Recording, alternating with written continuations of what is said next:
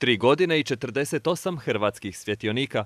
U tim kratkim crtama mogla bi se opisati knjiga pod nazivom Legende svjetla, autora Jurice Gašpara, koja nam donosi priče o hrvatskim svjetionicima, ali ljudima koji su bili vezani uz te predivne građevine koje i danas ponosno i prkosno stoje. Svjetionici su moj život, znači to je krenulo kao priča mog života jer sam odrastao na svjetioniku.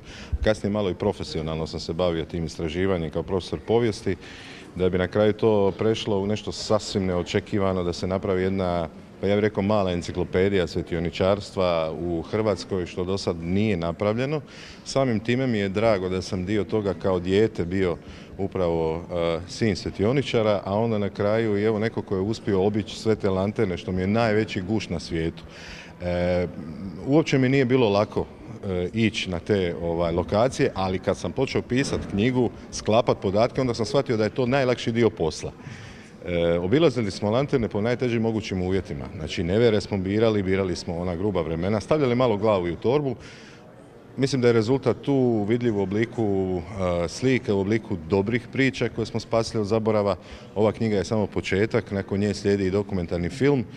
Sve to u režiji udruge Lux Mediterraneum. Dakle, naš četvorica, ja moram spomenuti Gordana Smadila, Igora Gojića koji je redatelj filma i našeg kapetana Vlatka Ignatovskoga koji nas je vodio i sigurno doveo do mirne luke, zahvaljujući čemu smo mi danas ovdje.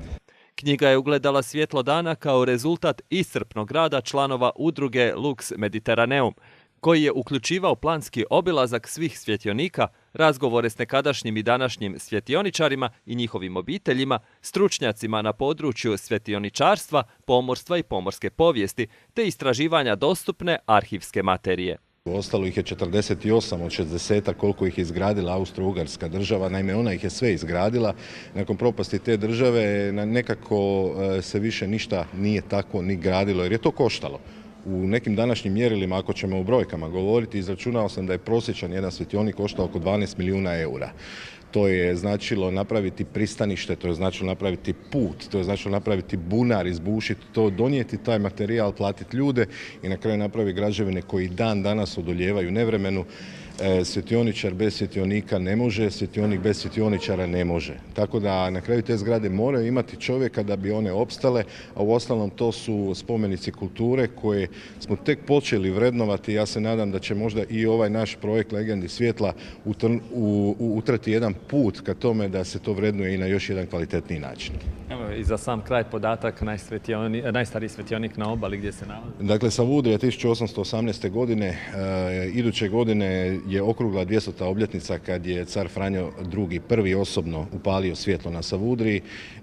Mi smo se nekako i žurili da ovo napravimo kako treba. 4 godine smo radili i htjeli smo da se zaokruži upravo na tu obljetnicu. Nadam se da smo u tome uspjeli.